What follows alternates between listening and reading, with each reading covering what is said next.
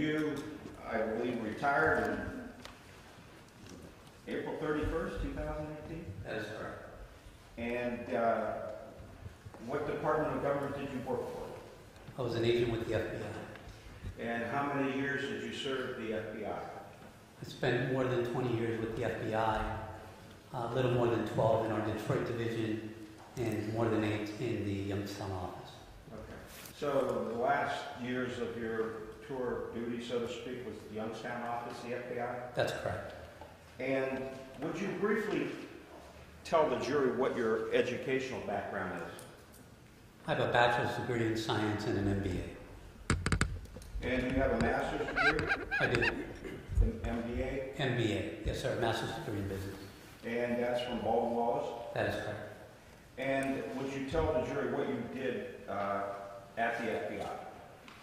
Well, I worked in a number of violations, but I was a criminal investigator. And you're known as a special agent? I am. And you work for the federal government? I do. Are you under the President of the United States in the Attorney General's office? That's correct. And as a FBI agent, are there cases that you would be involved in bringing back fugitives from justice? That is correct. And would you explain briefly what your role has been in that regard? Okay, well, if it's interstate, if it's within the United States, if there's an active warrant, we would go to that state in many cases and bring the individual back, or we would request that the U.S. Marshals bring them back. If it's a fugitive from justice that's in another country, the State Department, the FBI, would coordinate with the State Department and our legal attaché, which are our offices in foreign countries, and they would coordinate with the State Department Ministry of Justice in the host country, the country where the fugitive is, and we would coordinate those efforts. We would either fly over to that country and bring them back, or again, we would request the U.S. Marshals bring them back. Would you also partnership with the U.S. Marshal in that regard? Yes, as I was saying, at times we would just request that the Marshals transport them back. In order to bring back or render back persons that leave the United States to another country, must you have warrants or authorization by officials of the federal branch of government? Yes, you have to have an active warrant first. And then that warrant, whatever the legal aspect would be, would go to the foreign country with whom we would have a treaty with typically. They would honor that treaty and agree to allow that person to be extradited back to the United States. Okay. And to your knowledge, did the United States of America have a treaty with the country of Brazil? Yes. And how far away is Brazil? 4,500 miles, maybe 4,000. A long way. Long way. South America, largest country in South America. That's correct. South of Venezuela. And when you've been involved in these kind of cases, approximately how many have you left the United States to go to other countries? Including Canada. Well, a number. I was in Detroit, so there's been a number. Okay, and you were stationed in Detroit. I was. Okay. Now, in this particular case, we're here in a state of Ohio criminal prosecution known as the State of Ohio versus Claudia Hoerig for allegations made through an indictment of her in 2007. Were you involved in any way with the state investigation in 2007? I was not. And did you at any time between 2007 and 2018 become involved in the state investigation of the charge against Claudia Hoerig? I did not. So your administrative role as a special agent is not to investigate or know about what the facts are in the allegations. I'm sorry, I don't understand. You don't have the investigative file of the state. That is correct. Not in this case. We did not. That's what I'm getting. Now, when was there a time, and this would be approximately January 17th of 2018? Well, actually, in December of 2018, we had received notification, we being the FBI, that it looked like Ms. Hoerig was going to be released into the custody of the United States. My supervisors approached me, asked if I'd be willing to travel to Brazil to assist in bringing her back to the United States. And who was that supervisor? Supervisory Special Agent Herbert Fitzgerald. Okay. Now, Mr. Fitzgerald, and the information you got from him, is that a confidential kind of activity when you are assigned to take the road and go outside to get a fugitive? Oh yeah, it's kept very quiet, and in this case even more so. It was kept very, very close to the vest. Okay. Now, so tell the jury when you did something. Okay, so once it was determined that they were going to release her, it appeared that they were going to completely release her. We had actually flown from, and when I say we, myself and 3 Deputy U.S. Marshals, it would have been Deputy U.S. Marshal Bill Bolden, Deputy U.S. Marshal Brian Fitzgibbon, Deputy U.S. Marshal Tony Keffer, flew from Cleveland, Ohio to Miami. In Miami, we met with a U.S. State Department official, Diplomatic Security Service Special Agent Angela Brenner. And the 5 of us flew commercial to Brazil. So we left on the 14th. We arrived the morning of the 15th, somewhere around 10 o'clock. Okay. Angela Brenner? Angela Brenner, that's correct. Now, she is a female. That's correct. Woman. Did she speak any foreign language? Yeah, Angela Brenner also was a Portuguese speaker. So, you understand and knew that the officials in Brazil, the country of Brazil, spoke Portuguese. That's correct. And so it was important, if you were going to bring a woman back to Ohio, that you have someone in the government, our government, speak Portuguese. Well, yes, it was very important to have, first of all, a female. We were going to have a female prisoner, and it would be helpful to have somebody who also spoke the native language. So your assignment was to bring a female prisoner back from from Brazil. And that was Brazil. Well, we actually flew into Brazil. Now, who was on the plane, and what kind of plane were you on? Going down? Yes. That question's already been answered, Your Honor. Let's move it along, Mr. Watkins.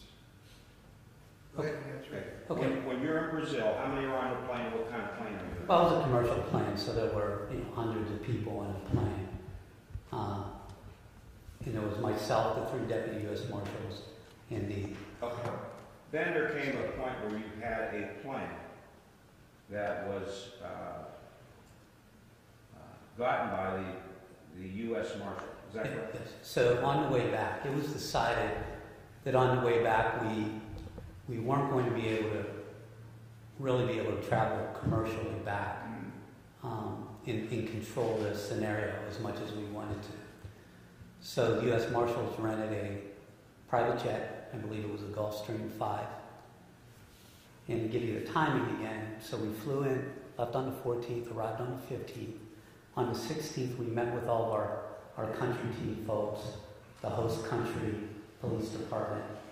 And then on the 17th, we were scheduled to fly back in a private plane from Brasilia's airport. Okay. So when did you arrive in Brasilia?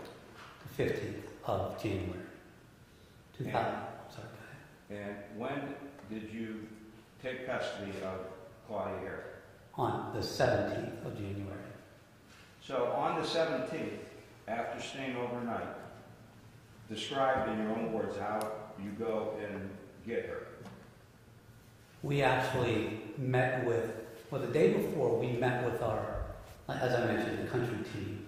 We also met with the Brazilian Federal Police, their Interpol unit. From there, we went and did a site survey of the airport where we would be flying out of, so we knew. Objection, relevance? You allow him to finish it up. Let's move along here. I don't think there's any dispute that they came back from Brazil. But the key is we met at a certain part of the airport because we were going to be flying out surreptitiously. So we knew exactly where to go that day. So on the 17th, we go to the airport where we take custody of Miss Hoerig. She's put on the plane, the private plane, and we fly her back to the United States. And how many's on that plane? Myself, the 3 deputy U.S. Marshals, the DSS agent, and Ms. Hoerig, and the flight crew, a pilot and a co-pilot. Okay. And who physically took custody of her in handcuffs? She was in handcuffs when she was brought to the airport. It would have been, it was Deputy U.S. Marshal Bill Bolden and DSS agent Angela Brenner. Now, I take it on the small plane, you were able at some point to converse with her? Yes, I sat with her almost the whole flight. And who else was nearby when you sat with her the whole time? Deputy U.S. Marshal Bill Bolden. And approximately how long was that trip? Approximately 9 hours. Okay. Do you see the person that you brought by the name of Claudia Hoerig in the courtroom today? I did. And would you identify her, please? She's sitting at the defense table wearing appears to be a black sweater, gray hair. May the record reflect she's been identified? This the witnesses identified them? Now, on the flight back, did you have any specific instructions as to what you were to do as part of the escort to bring her back to the United States? Yes, we were asked, and this is delivered to me by Deputy U.S. Marshal Bill Bolden, that your office, the prosecutor's office, asked that we not interrogate her and therefore not Mirandize her. And what happened, in your own words, on that flight back, if anything was said by her, and tell the jury how that occurred? We had a lot of conversation on the plane about typical stuff, her upbringing, her education. She asked questions about my family, my wife, how I became an FBI agent. Many times peppered throughout that, she would start to bring up, she would make a comment, I have a story to tell, but I don't want to tell it because I don't want to hurt Carl's family. And I would just tell her, look, I can't ask any questions about what happened between you and your husband. So just wait until we land, and then you can tell your story all you want.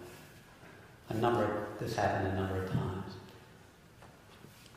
Well, pretty far into the flight, I'm going to say it was maybe 6 hours into the flight, if I remember correctly. She made the comment, Tony, let me tell you, a wife doesn't kill her husband without having a good reason. And then she went on to tell, without us prompting her, tell a story about how she suffered from suicide. Would you like me to continue from here? I want you to tell what she told you as you best read. She suffered from suicide and had had a number of miscarriages. And so she went out and purchased a gun, had it equipped with a laser sight with the intentions of killing herself. The day she was going to kill herself, she said that Major Hoerig came home, saw that she was going to try to kill herself, started calling her names, told her not to shoot herself upstairs because she would get blood on the walls in his paintings, to go down into the basement and kill herself. He started to walk away. She said she shot him 3 times, believing the first one hit him in the head, and the other 2 hit him in the back. She realized she killed him, so she had said she had created this suicide block, a suicide rig, as we referred to it, that would help her pull the trigger. She tried to kill herself, pulled the trigger twice. Each time the round didn't go off. At this point, she called her father, spoke to her father, a friend, her father in Brazil, by the way, a friend and an attorney, and they instructed her that she needed to leave the country because she would certainly be charged with murder and get the death penalty, and that Brazil wouldn't extradite her. Anything else? Well, you know, she went on to tell some other stories too about how she went to the bank at that point, took out $1,000, they had $1,300 in an account, if I remember correctly. She took out $1,000, traveled to Pittsburgh Airport. From there, she flew to New York, from New York to Brazil. And then she told one other story too. And she segued in by saying, I know American media is saying that I planned this because I sent $10,000 to my father. She said that she had come to the marriage with $40,000.